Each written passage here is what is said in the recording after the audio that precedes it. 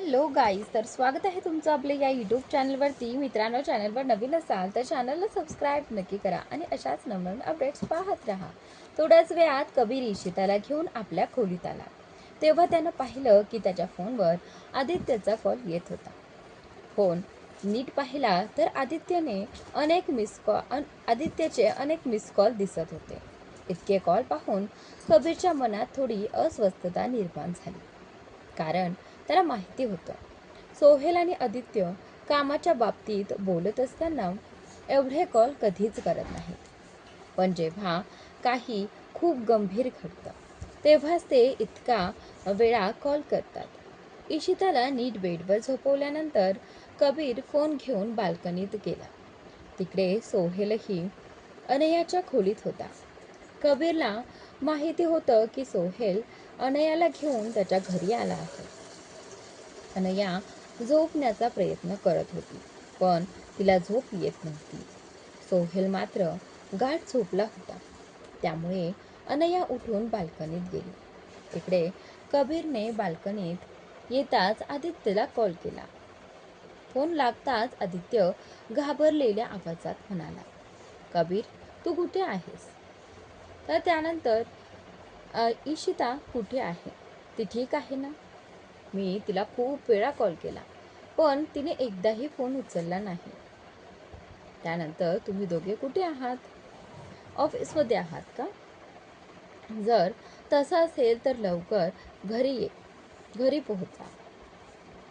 आदित्यच्या आवाजातली घाई आणि काळजी स्पष्ट जाणवत होती. कबीर शांतपणे म्हणाला, काय झालं आदित्य? तू इतका घाबरलेला का बोलतोयस? त्यानंतर इशिता माझ्यासोबतच होती. ती लवकर झोपली म्हणून कदाचित तिने तुझा कॉल उचलला नसेल, पण आता ती माझ्या घरी आहे आणि तिच्या खोलीत आराम करते. त्यानंतर सांग, तू एवढा का घाबरलास? तुझे इतके मिस कॉल्स काहीतरी मोठं झाल्याचं सांगत आहेत. हे ऐकून आदित्य घाबरून म्हणाला, मोठं नाही, खूप मोठं प्रकरण आहे. इशिताच्या जीवाला धोका आहे. माझ्या बॉडीगार्डनं सांगितलंय की जिथे आपण कन्स्ट्रक्शन काम सुरू केलं आहे तिथे काही लोक गाडीतून जात होते आणि त्यानंतर त्यापैकी एक जण पाणी घ्यायला उतरला होता आणि फोनवर कोणाशी तरी बोलत होता. तो म्हणत होता की त्यांची नजर इशितावर आहे. जसं त्यांना संधी मिळेल आणि इशिता एकटी असेल तसं तिच्यावर हल्ला करतील. माझ्या बॉडीगार्डला आधी वाटलं की ते कोणाबद्दल तरी बोलत असतील, पण त्या माणसाकडे इशिताचा फोटो होता म्हणून त्यांनी लगेच मला कळवलं. ही गोष्ट संध्याकाळची आहे. तेव्हापासून मी इशिताला आणि तुलाही कॉल करत होतो, पण तुम्ही दोघांनीही फोन उचलला नाही. त्यामुळे मी खूप घाबरलो होतो. ऑफिसमध्ये यायचा विचार केला होता, पण आयुषची तब्येत बिघडली होती म्हणून घरीच थांबलो. हे ऐकून कबीरच्या डोळ्यात तीव्रता आली. इशिताच्या जीवाला धोका आहे ही गोष्ट त्यांच्यासाठी अत्यंत गंभीर होती. त्याला 5 वर्षांपूर्वीचा तो भयानक प्रसंग आठवला. त्याला 5 वर्षांपूर्वीचा भयानक प्रसंग आठवला. त्याला माहिती होतं की हे सगळं कोण करू शकतं, पण सध्या सिद्धार्थ रायजादा कुठे आहे हे त्याला माहीत नव्हतं आणि तो माणूस काहीही करू शकतो हेही त्याला ठाऊक होतं. थोडा वेळ विचार केल्यानंतर कबीर म्हणाला, तू काळजी करू नकोस. इशिता माझ्यासोबत सुरक्षित आहे. मी तिला एक क्षणासाठीही एकटे सोडणार नाही. मी तुला वचन देतो. मी शोध घेण्याचा प्रयत्न करतो की हे सगळं कोण करतंय. तुला काही माहिती मिळाली तर लगेच मला कळव. आणि आयुष कसा आहे? आदित्य थोडा शांत होत म्हणाला, तो आता ठीक आहे. डॉक्टर औषध देऊन गेले आहेत आणि तो झोपला आहे. खरं तर मला एका कॉन्ट्रॅक्टबद्दल तुझ्याशी बोलायचं होतं. तू फ्री असशील तर बोलू का? कबीर म्हणाला, हो सांग, काय आहे? दरम्यान इशिता गाढ झोपेतून अचानक जागी झाली.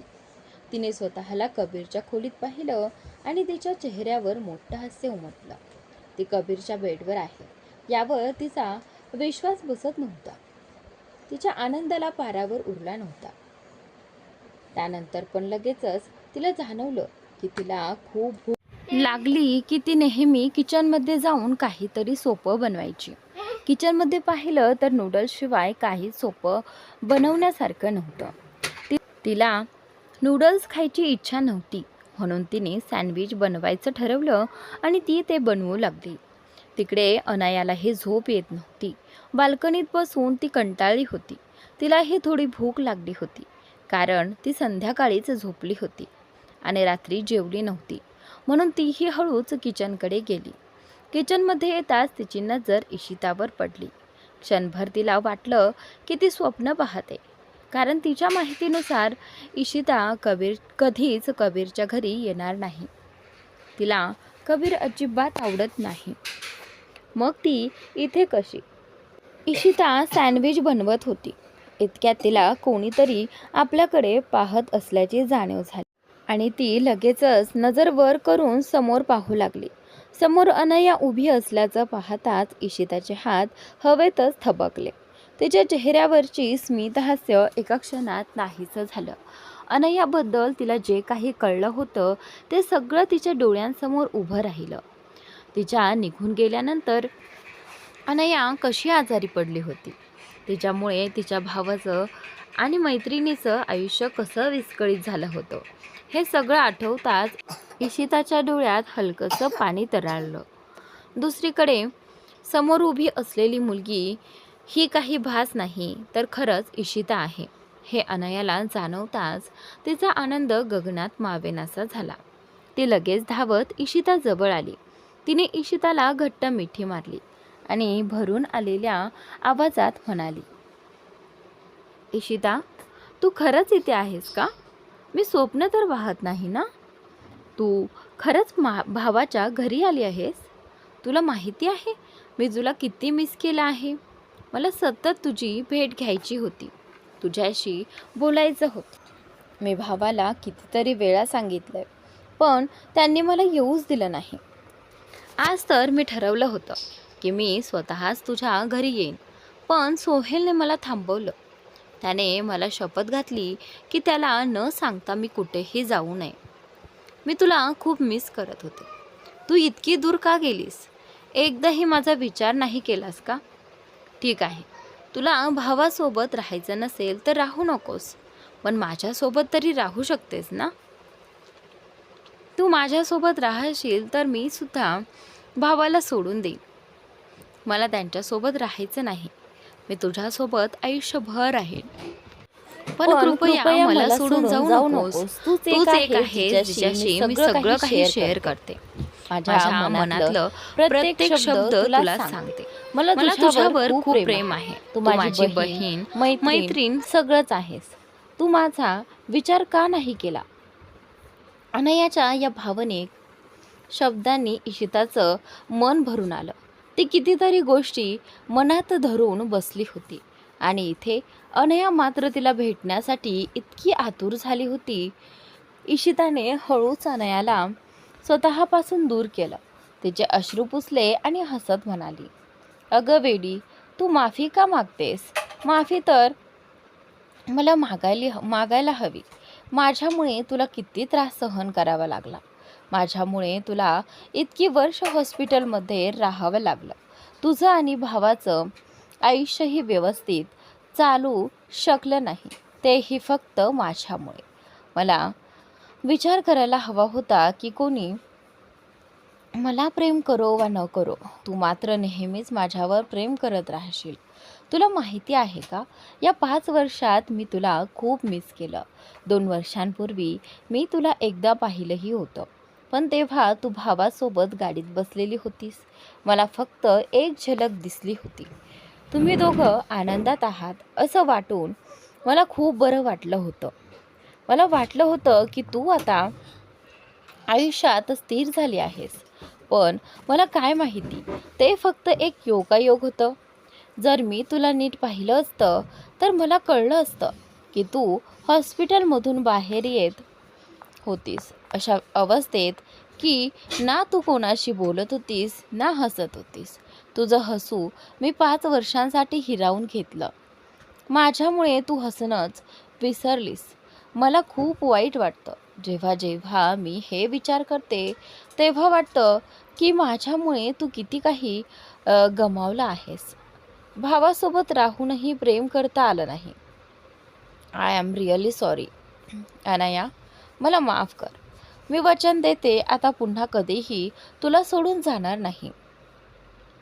इशिताचं बोलणं ऐकून अनयाने तिचे हात हातात घेतले, हलकसं हसली आणि म्हणाली, असं काही नाहीये. मी तुझ्यावर अजिबात रागावलेली नाही. उलट तुझ्यासोबत जे काही घडलं ते कळल्यावर तर मी अजूनच रागावू शकत नाही. मला खूप आनंद झाला आहे की तू शेवटी माझ्यासमोर आली आहेस. नाहीतर मी रोज विचार करत होते की तू आम्हाला सोडून गेलीस. पण माझं मन नेहमी सांगायचं की तू परत येशील. मी कायम म्हणायचे, तू कधी ना कधी नक्की येशील. आणि बघ, तू खरंच आलीस. तू खूपच वेडी आहेस. तुला असं कसं वाटलं की भावाशिवाय बाकी सगळे तुझा तिरस्कार करतील? कोणी तुला स्वीकारणार नाही? अगं, तू जशी आहेस तशी आमची आहेस. आणि एक गोष्ट लक्षात ठेव, भावापूर्वी, आईपूर्वी, या सगळ्या घरापूर्वी तू फक्त माझी आहेस. कारण त्यांना तुझ्याबद्दल काहीच माहिती नव्हतं. पण मी तुला लहानपणापासून ओळखते. या जगात तुझ्यावर सगळ्यात जास्त प्रेम कोणी करत असेल तर ते फक्त मी आहे. मी भावाच्या प्रेमालाही टक्कर देऊ शकते. तुझा भाऊसुद्धा तुला नीट ओळखत नव्हता, पण मी तुला ओळखत होते, समजत होते आणि तुझ्या सोबत होती. त्यामुळे तुझी प्रत्येक गोष्ट मला माहिती आहे. मी आधीपासूनच जाणत होते की तू कुणावरही खऱ्या अर्थाने द्वेष करत नाहीस. तू फक्त द्वेष करण्याचा अभिनय करत होतीस. माझं मन सांगत होतं की तू मुद्दामून भाऊवर राग व्यक्त करतेस, त्यांना टोचून बोलतेस आणि त्यांच्या मनात द्वेष निर्माण करण्याचा प्रयत्न करतेस. मला सगळं कळत होतं, पण मी काही बोलले नाही. कारण तू हे सगळं का करतेस हे मला जाणून घ्यायचं होतं. अनयाच्या या बोलण्यावर इशिताच्या चेहऱ्यावर हलकीशी स्मितरेषा उमटली. ती हसत म्हणाली, ठीक आहे, मी तुला सगळं सांगते. पण आधी मी सँडविच बनवते, चालेल? आज सकाळपासून मी काहीच खाल्लं नव्हतं आणि मला खूप भूक लागली होती. म्हणून मी किचनमध्ये आले. पण तू अजून झोपली का नाहीस? इतक्या रात्री का जागी आहेस? भाऊही जागे आहेत का? ते कुठे आहेत? घरी नाहीत का? इशिताचे सगळे इतके प्रश्न ऐकून अनया हसत म्हणाली, मी तुझ्या सगळ्या प्रश्नांची उत्तरं देईन, पण आधी तू मला सँडविच बनवून दे. खूप दिवस झाले तुझ्या हातचं खाल्लं नाहीये. मला देखील खूप भूक लागली आहे. अनयाचं बोलणं ऐकून इशिता हसत म्हणाली, अगं, यात विचारायचं काय आहे? मी तुझ्यासाठी खूप सँडविच बनवते आणि मग आपण दोघी मिळून खाऊया. असं म्हणत मी सँडविच बनवण्याची तयारी करू लागली. अनया ही तिच्या शेजारी येऊन बसली आणि तिच्याशी गप्पा मारू लागली. त्याचवेळी इशिता तिच्या प्रश्नांची उत्तरं देत म्हणाली, मी जेव्हा बरी झाले तेव्हा मला स्वतःहून घरी यायचं होतं. पण आदित्यने सांगितलं होतं की मी पूर्णपणे बरी झाल्यावरच घरी जाऊ शकते. शेवटच्या तपासणीसाठी गेले होते तेव्हा मी डॉक्टरांना खाजगीपणे भेटले. त्यांनी माझे रिपोर्ट पाहिले आणि सांगितलं की मी कधीच आई होऊ शकत नाही.